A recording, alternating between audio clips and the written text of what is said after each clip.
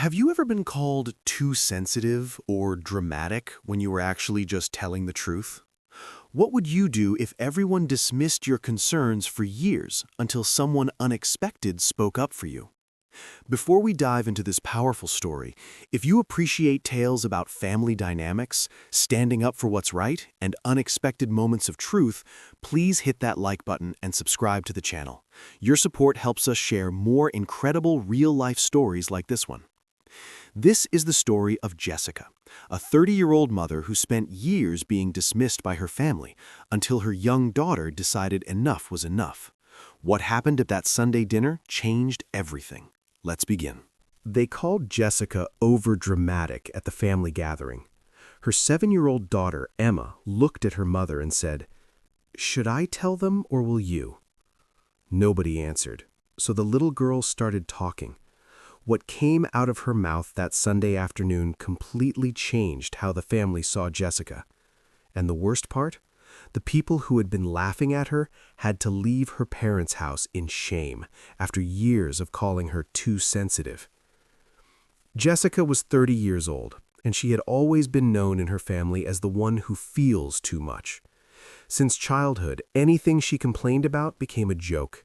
Her mother said she had a talent for melodrama. Her older brother, Brandon, called her the soap opera queen of the family, and her sister-in-law, Amanda, always rolled her eyes whenever Jessica spoke. The truth was, Jessica had learned to stay quiet. She had married Daniel 10 years ago, they had Emma 7 years ago, and since then Jessica only attended Sunday lunches at her parents' house out of obligation. There was always a comment, always laughter, always someone saying she was making mountains out of molehills. But there was one person who saw everything. Emma, the little girl with watchful eyes who sat quietly on the couch during these lunches, observing every detail. She saw when her mother swallowed tears.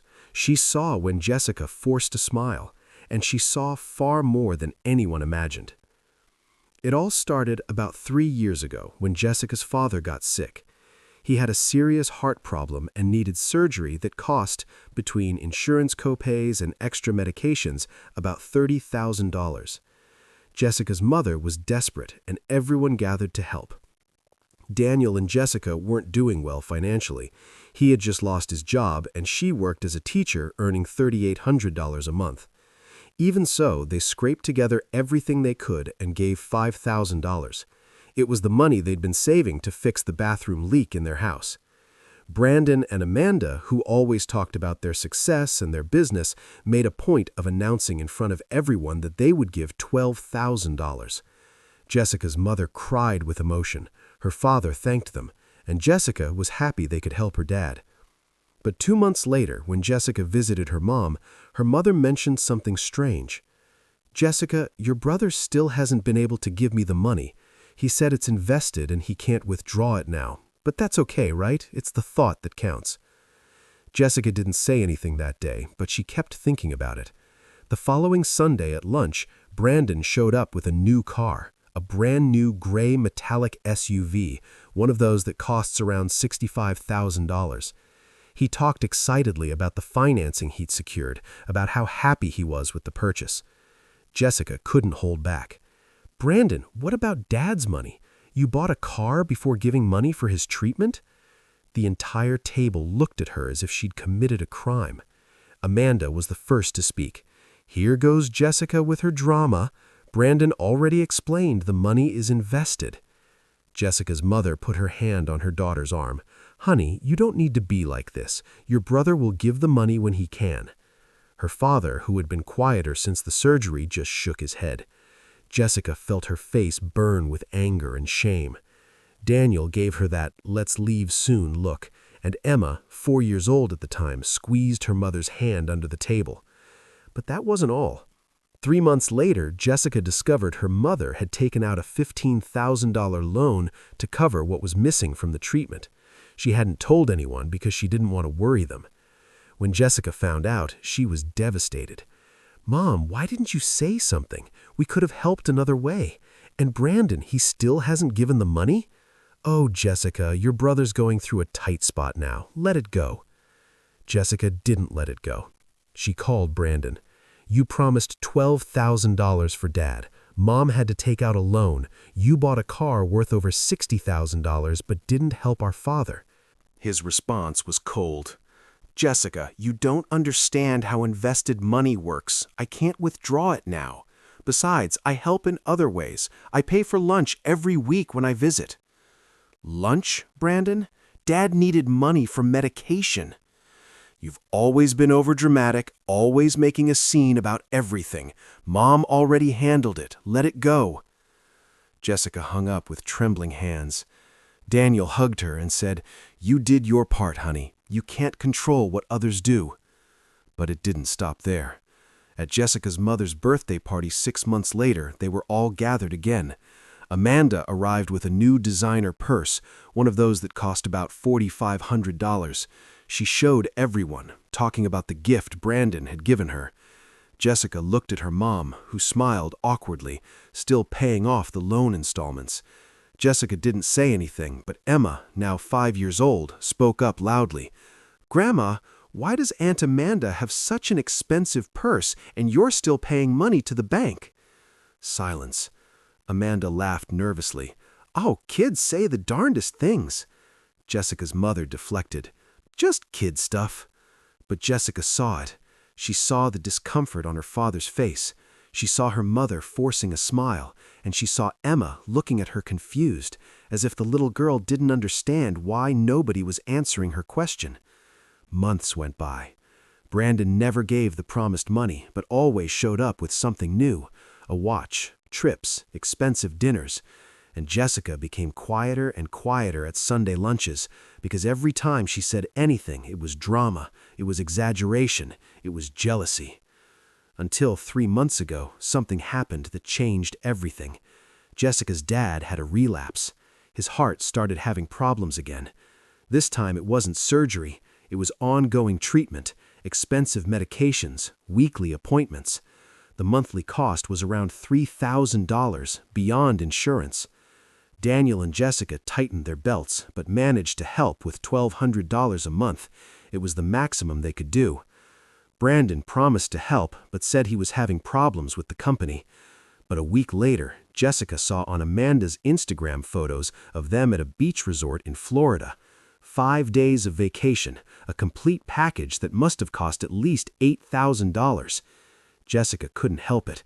She commented on the photo. "Looks beautiful. Meanwhile, Dad needs help with his medications." The phone rang 10 minutes later. It was Brandon, yelling. "How dare you expose me like that on the internet, in front of Amanda's friends? You're crazy, Jessica. You've always been dramatic, always wanting attention." "Dramatic? Our father is sick." "I know he's sick, but I don't have an obligation to support him. He has his pension, he has insurance, you help. I have my life, my expenses." "But you have money to vacation and not to help your own father?" "You don't understand anything about how adults handle money. Stay there in your teacher life, earning peanuts, thinking everyone should live like you." He hung up on her. Jessica cried for 2 hours straight. Emma came to hug her mother. She was 6.5 and said quietly, "Mommy, is Uncle Brandon mean?" Jessica didn't know what to answer. "No, sweetheart. People just make choices." But Emma didn't forget any of it. She saw, she heard, she absorbed everything. Then came that Sunday 3 weeks ago. Jessica's dad was a bit better, but still fragile. Her mom had made that big lunch as she always did. Brandon and Amanda arrived late, as they always did. During lunch, Jessica's father commented that he was worried about the bills. He said in a tired voice, "It's tough, you know. The medications are expensive. Jessica helps every month, but it's heavy." Jessica took a deep breath and spoke. "Dad, if Brandon helped too, it would be lighter for everyone. I know he can." It was as if she'd thrown a bomb at the table. Brandon slammed his fork on the plate. "There you go again, always demanding, always making drama. I help in my own way." Amanda joined in. "Jessica, you need to stop this obsession with your brother. Are you jealous of him? Is that it? Jealous because he's successful and you're not? Jessica's mother tried to calm things down. People, can we have a peaceful lunch? But Jessica was tired of years being called dramatic. Jealous? I'm jealous of someone who promised $12,000 to his own sick father and never gave it, who buys cars, purses, takes vacations, but doesn't help at all? Brandon stood up from his chair. Enough. You've always been like this, since childhood, always exaggerating everything, always making a scene. That's when it happened. Emma, sitting beside her mother, looked at Jessica with those child's eyes that know more than they should. The little girl spoke loudly, very loudly, for everyone to hear. Should I tell them, or will you? The entire table fell silent. Jessica's mother stopped with her fork in the air. Her father looked at his granddaughter. Brandon frowned. Tell what? Emma looked around, saw that nobody was going to answer, and began. Uncle Brandon, you said you were going to give money to Grandpa when he was sick. You said it in front of everyone. I was here that day, I remember. You said $12,000. Everyone clapped. Grandma cried, but you never gave it. Brandon's face turned red. Emma, this is adult conversation. But the little girl continued. You bought a car. You went to the beach. Aunt Amanda bought a purse, but Grandpa had to pay money to the bank. Mommy cried every night after lunches. Daddy got upset, and when Mommy said something, everyone laughed at her. Tears started rolling down Jessica's face. Daniel squeezed his wife's hand. Emma turned to Amanda. And you, Aunt Amanda, you always say Mommy is dramatic, but do you know what's dramatic? Buying an expensive purse while Grandpa is sick, laughing at my mom when she's right. Amanda opened her mouth, but no sound came out. The 7-year-old looked at her grandmother. Grandma, why do you get mad at Mommy? She's right. Uncle Brandon said he'd give money and didn't. Mommy gives every month. I know because Daddy says we have to save money, but we help because that's what family does. Uncle doesn't help, but you get mad at the one who does. The silence that fell on that table was the heaviest anyone had ever felt. Jessica's mother had tears in her eyes. Her father looked at his plate with his hand trembling. Brandon was red-faced, standing, unable to speak. Amanda had already gotten up from her chair. And Jessica could only hug her daughter, who had managed to do what her mother had tried to do dozens of times, force them to hear the truth. It had been 3 weeks since that lunch. Brandon and Amanda left Jessica's parents' house that day without looking back. They hadn't returned for Sunday lunches since. Jessica's mother called her 2 days later, crying, apologizing. She said she'd never realized how much her daughter was carrying alone, how much she was being invalidated.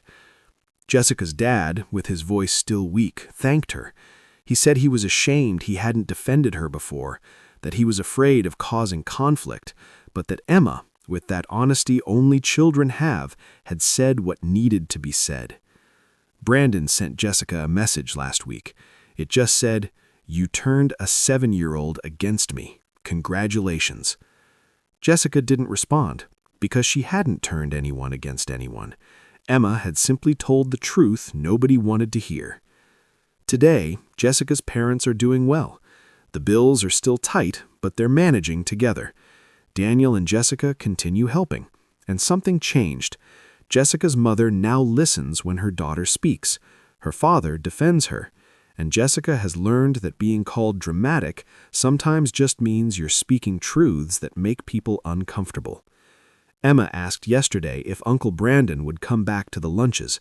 Jessica said she didn't know. The little girl thought for a moment and said, "That's okay, Mommy. We help Grandpa anyway." And she was right. They help, because that's what family should do.